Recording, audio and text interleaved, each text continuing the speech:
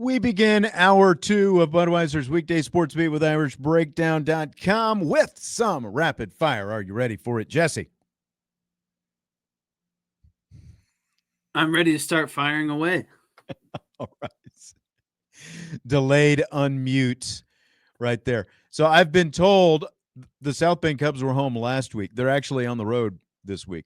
They play at the same time, so they are looking like the weather should be good in terms of, what we were talking about with the potential rain delay. So, fingers crossed. Get that yawn off your face. I don't know what you're doing right now. Before we start with our rapid fire questions, I am Tenzin. I am the son of Aang. Asks you, Jesse Stiers, math major and engineering whiz, what's your favorite differential equation, and explain it like I'm 5. I mean, there's a lot that could go here. I feel like this is more or less a mailbag question. Okay, all right. We can hold off on that. We don't have to address that. If you're going to cop out on differential equations. It's been a good 10 years since my differential equation days. I could solve them, but I got to do a little research first. Okay. All right. Good enough. Well, we talked recently with Fighting Irish right tackle Aamil Wagner, who, of course, went head-to-head with future first-round draft pick Abdul Carter, who's now with the New York Giants, in the Orange Bowl in the college football playoff semifinal win over Penn State. Wagner shared this thought on Abdul Carter. No, he was Darth Vader. He was all about work. He was all about work. But I think it was a great challenge, and especially being the guy he ended up in the draft and going that high. I think it was a great opportunity to kind of see where I'm at as a tackle. A lot of areas to improve, but I'm glad I had the chance to go against him. I think Abdul Carter is probably one of the best athletes and best players I've ever seen on the football field. I think it's a guy that can really destroy a game plan, destroy a game, whatever it is. He's someone that can make a difference. So let me start with you, Jesse. You heard Aamil Wagner say that Abdul Carter was Darth Vader, and he was basically asked, I think I didn't probably set it up properly. He was asked, if there was a lot of talking going on and that kind of stuff. He's like, not really. He was just Darth Vader out there. So Wagner called Carter Darth Vader. Do you like that movie analogy, or is there another movie character villain that you would use for Abdul Carter? No, I like Darth Vader. I'm not a huge Star Wars fan, but I at least know of Darth Vader. But it makes sense. Just kind of a guy. Obviously, he's on the dark side or the opposing team. He's super powerful, super strong, and like based off what Aamil Wagner said, Darth Vader didn't do a lot of talking. It just kind of showed up, wrecked stuff, and then left at the end of the day. So right. I like it. I guess I would ask if you had someone or another analogy that you liked better. I actually did. I had one that popped to mind right away when I think of not very verbose movie villains. There are quite a few. Fred brings up a good one in the YouTube chat. Jason Voorhees, the silent killer. I think that's a pretty good one. I'm going with Ivan Drago from Rocky IV, the big Russian. I must break you. Like, there was very little talking, and he was he was both the irresistible force and the immovable object. Like he was just a roided out Russian machine from start to finish until Rocky, got up on his step ladder and finally finished him off there in Russia when they had the fight in Russia. But up until that, like, Drago was just Drago, and there was not much you could do with Drago. So that's who I'm going with. I'm going with Drago. I like yours better. I knew yours would be better too. I thought it was pretty solid anyway. Well, let's go and hear from Fighting Irish offensive line coach on Aamil Wagner. And here's what Rudolph said Wagner showed him in that matchup against Abdul Carter. Resiliency, or as Father Mike Burke, an old friend of mine, would say, perseverance. It's a persevere. And early on, really 11 played over the left tackle, and he had an injury in the last game. And we thought, maybe maybe he wouldn't play, maybe he would even play over the right side, but you really don't see him on film lined up there doing anything. So the first he starts out over there, and I think at first, he kind of was like, okay, let me get a feel for this, and realized like there's no time to get a feel. Like I got to cut it loose and go. And to see him just do that was really good. And I think, our conversation has been now, don't ever wait. Like go out there and be the best no matter who's across from you, and trust that. And I think he really takes that to heart. All right, so there's Joe Rudolph on Aamil Wagner. Abdul Carter was one of 3 edge rushers that the Irish faced last season who were drafted in the first round this past April. What do you think that means for Wagner and Notre Dame this season, Jess? Yeah, I think for Wagner, for Knapp, and really any of those other young guys that saw some experience last season, I just think that it should give them confidence at the end of the day. They were not true freshmen. Knapp was a true freshman, but these guys are making their first career starts, and it's not like it were just cakewalk opponents or guys that they could just bully around. Not only did they have to step up, but they had to step up against fierce competition. So that should give them confidence, and really the ability to step up their game in year 2. In my opinion, I think we should see elevated play from Wagner and from Knapp, just because they were thrown into the fire early. But not only were they thrown into the fire, they had to hold their own against grown men who are now going to be playing in the NFL. So I like to me, as a fan, I feel even more confident that they're going to be better this season.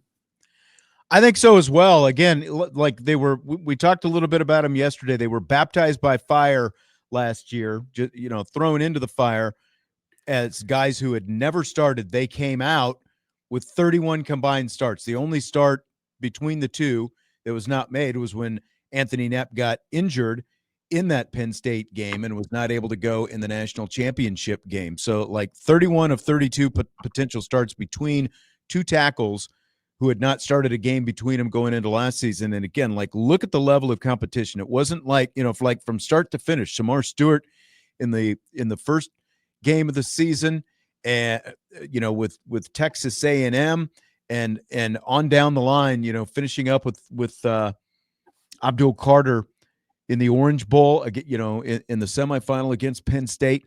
They've seen, they saw last year as inexperienced guys, most likely better competition than what they're going to see this year. That doesn't mean they'll never be challenged, but I think that what the level of experience they got last year against that level of competition is going to help them greatly going into this season. I definitely agree. There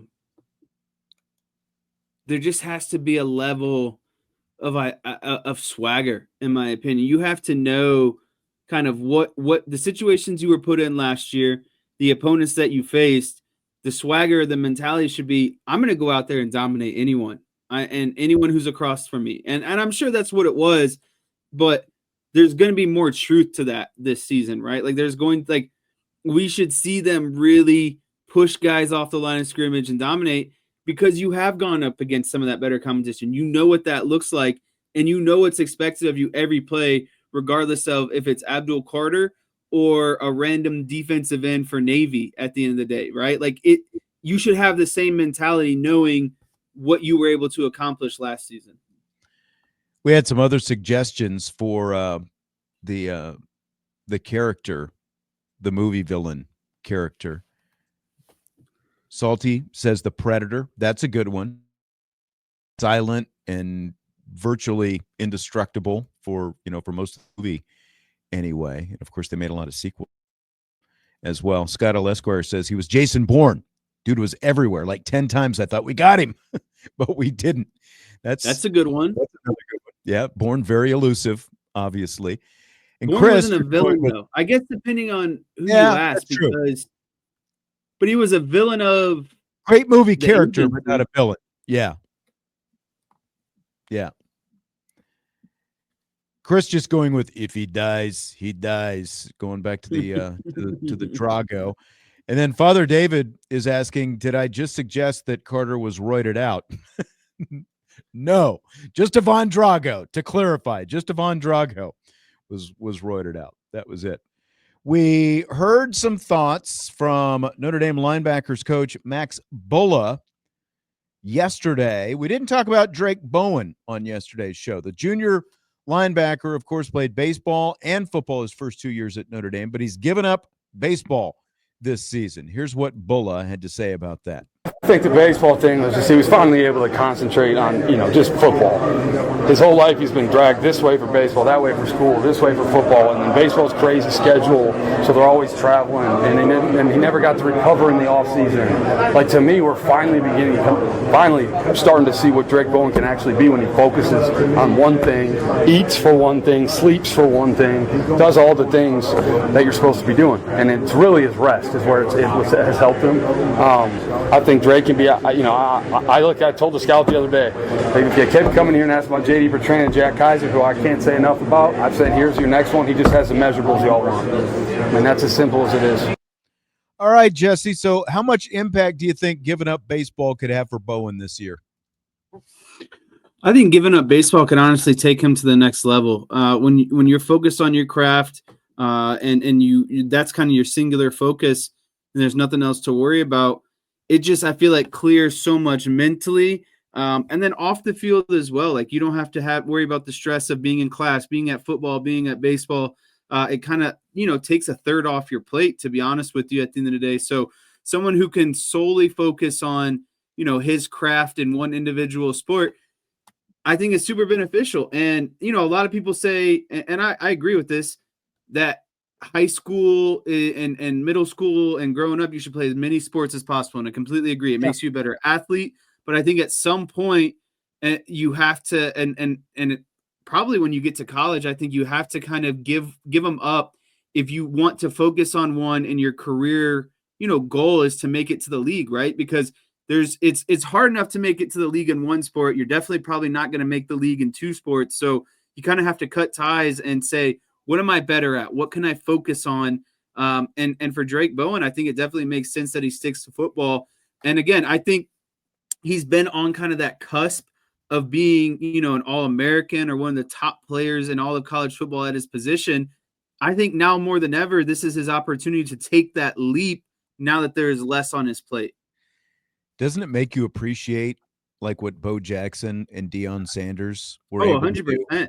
Even more? Like when you think about, like, especially Bo, well, I mean, I think Deion falls into this as well. I mean, he's a guy who was playing an NFL season and was also taking helicopters so he could be in the playoffs and the World Series for the Atlanta Braves. And he's getting flack from the Braves people in the meantime because of the fact, well, you said you were going to, dedicate solely on this. Look, like, to be that level is like, it is the 0.001%.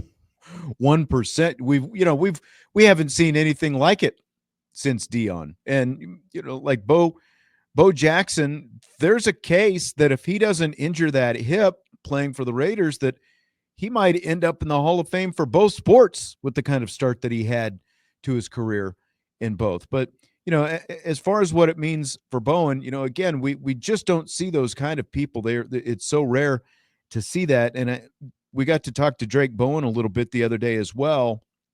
And the biggest thing he was talking about, and you heard Max Bullough talk about it, is the rest. And like Bowen was just talking about, feels like he's got his legs underneath him a little bit more. And to your point, as well about like he can just focus on the one thing, because the biggest impact in college when you're trying to play two, college baseball and college football is, the biggest intersection that you have is in the spring, when baseball is going on. So there's a lot less downtime. And so just the ability to focus solely on football, I think that like his game already took off last year. And I think we could see a really considerable jump from Drayk Bowen's game this year as well.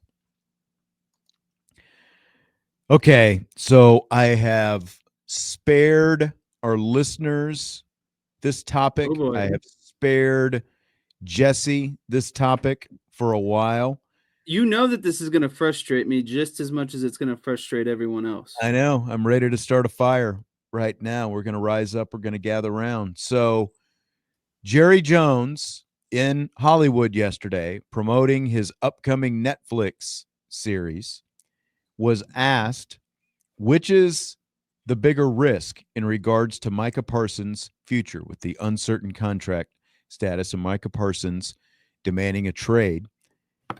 He was asked, which is the bigger risk, trading him or signing him? Jerry Jones said, all of it is risk. So which do you think is the bigger risk? And just whatever you think of that answer as well.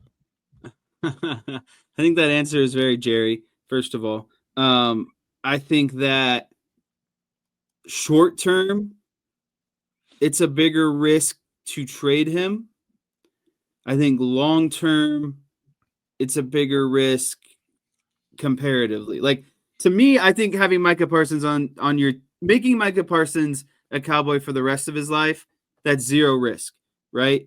But if you trade him now, this defense, you're just setting up this defense this season and probably next season for failure because they're just a completely different defense when Micah Parsons isn't on the field. And that might be a cliche answer because it's like, okay, what if you took Myles Garrett away from the Browns? What if you took TJ Watt away from the Steelers? It's obviously going to have an impact. But if they were to trade, you obviously would want them to set up the future or maybe, get a couple guys now and a couple draft picks for down the road. But, it's their defense would quite honestly suck this season if they didn't have Micah Parsons on their side. They're not going to be they're going to be an average to probably below average defense this season. And if they don't have Micah Parsons, they would be in the bottom 25% of the league in terms of defense. But I'm just going to put this out there now. I saw one of the Cowboy writers kind of say this, and it honestly makes a lot of sense to me. I mean, would we be surprised knowing that this show is releasing on Netflix that Jerry Jones is doing whatever he can to get the Cowboys into the stratosphere even more? I didn't even get into this. I saw this after I came up with this question, the clip on ESPN this afternoon. He also said, he basically said the quiet part out loud. In addition to this comment, he basically said that all of this is like, I can't remember the exact word that he used, but he essentially said that it's, I'm paraphrasing, any attention is good attention. That's basically what he said. He loves the headlines. He loves the fact that the Cowboys are in the headlines, and he's played this game over and over again. We know that he's played this game over and over again. I think that the difference in this is he hasn't played the game with Micah Parsons before, and the mentality that Parsons has is just a little bit different than guys like CeeDee Lamb and Ezekiel Elliott and Dak Prescott and Zach Martin and guys like that who Jerry has played this game with before. Like Micah's willing to play a complete game of chicken. I don't know that some of those other guys were completely willing to play that game. But Jerry likes the fact that by drawing it out like this and dragging it out like this, it's headlines. He's giving everyone content. He's giving ESPN and NFL Network and everyone else, he's giving them a headline story and a topic to talk about every day, and he likes that. He has always loved the attention economy, and that's what he's got with this right now. It is just another way to get attention for the Dallas Cowboys brand. Well, not only that, but he knows that the more people that watch it on Netflix, that's just more revenue at the end of the day, right? Yeah. So you create more revenue. What can you do with that money? You can sign Micah Parsons. So maybe it'll be a full cycle moment, like you go through this game of chicken, you get more people to watch Netflix, more people watch Netflix, you get more money. Now you got more money to sign Micah Parsons, and it's all a moot point. But, it's just super frustrating at the end of the day because Parsons has said that he wanted this deal to be done a year ago, and he would have taken a friendlier deal before kind of the market was set. Now, all of that is out of the window, and everything with Jerry Jones is just insanity because he does the same things over and over again, but we as fans expect a different result. He's going to overpay Micah Parsons when he could have had a much more friendlier deal done 6 to 12 months ago. Right. Fred said in the YouTube chat, says McDonald's got rid of Ronald McDonald. When will Dallas get rid of their clown? Jerry, It's not bad. It's not bad at all. I think the more important thing to talk about in terms of the Dallas Cowboys is our boy Maris Leofau. I saw Schottenheimer had some very nice things to say about Maris Leofau, and I think he's going to have a really good year too in this defense. Yeah, he had a solid first year, more as a role player. I think he's going to have a bigger role this year, and I've heard both Schottenheimer and some of the other media types down there in Dallas talking about Maris Leofau as well. I think that he's going to have a really good year for him. Salty says, by the way, there it is, drink. I just want it on record.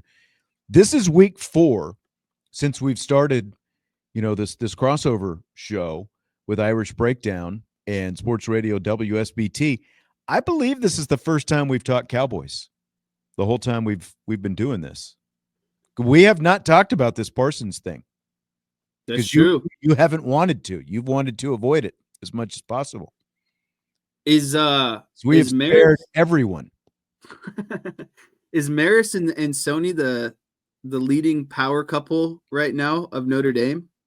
I don't know who would be ahead of them. She's probably going to be the rookie of the year in the WNBA. Does that make you more or less frustrated with how the season ended? A little more, honestly.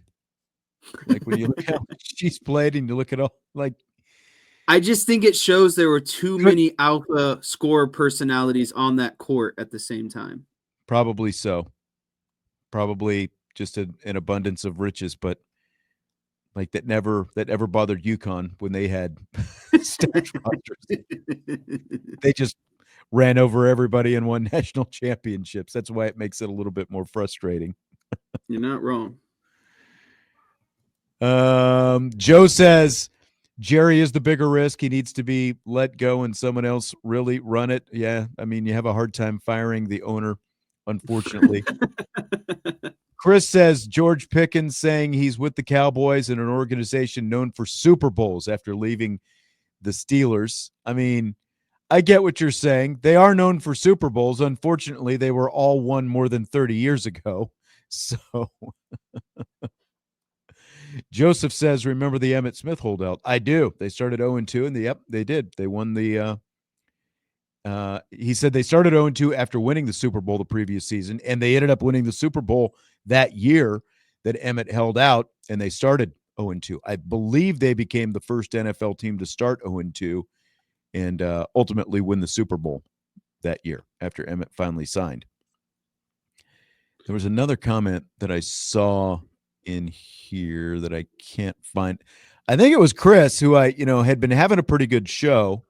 I feel like in the YouTube chat, but then he said that Micah Parsons is the 5th best pass rusher in the NFL. I've got to beg to differ with that. Strongly disagree. Ooh, Scott is saying Paige Beckers will win the Rookie of the Year in the WNBA. I'm going to stick with Sony. I know Paige is having a decent year herself. Team's not as good. And if she does win it, I think it's going to be more because of her name than anything. But the way things happen in the WNBA, I wouldn't put that past anybody, I guess, at this point either. Fill in the blank. It's blank that Patriots offensive coordinator Josh McDaniels is thinking about running the tush push with Drake May this year. It's an excellent idea. If you can't beat them, join them. Everyone wants to seem to complain about why the tush push play shouldn't be legal. Why not invent your own tush push? Why don't you mimic it and make other teams stop you, right? I think Drake May is the perfect quarterback to do it. He's got the athleticism. Probably doesn't have quite the leg strength that Jalen Hurts has, but he's still going to have some beefy guys behind him to push on that tush, as they say. But again, to me, it's a proven play that works, right? And so if you're an offensive coordinator, why would you not spend 2-3 periods maybe trying to install it? And then if it works, you run it. If not, you at least say that you tried and you move on. And that's the thing. There's been all this complaining about the tush push. The bottom line is, okay, if you don't like it, stop it, for one. And number two, what's to stop you from running it? Like, why haven't more this has been around for a while now. why haven't more teams done this? You know, I've heard the argument, well, not every, Jalen Hurts can squat 600 pounds and everything, and it's not just about Jalen Hurts and the squatting the 600 pounds. It's about those guys that are in front of him getting that push, as well as the guys who get behind him and push him as well. And everyone else can do that. They just haven't shown the willingness to practice it and perfect it the way the Eagles have done. So I think it's a great idea that the Patriots, at least give it a shot. My question is, why hasn't anyone else tried harder to do it to this point? All right. Well, we're going to wrap it up with that. We made it. Good stuff tonight, Jess. You worked it out. I'm always here for the people. There's really no excuses in my game. I just figure out a way to get it done. That's right. No excuses. Play like a champion. That's what it's all about. All right. Mailbag show coming up tomorrow. Be sure and get in and bring us some juicy, good Notre Dame football questions. Bring the heat. Tomorrow's Notre Dame football mailbag show. We will talk to you then. South Bend Cubs baseball is coming up next here on Sports Radio WSBT. This has been Budweiser's Weekday Sports Beat with IrishBreakdown.com. For Jesse Stiers, Sean Stiers, we'll talk to you tomorrow.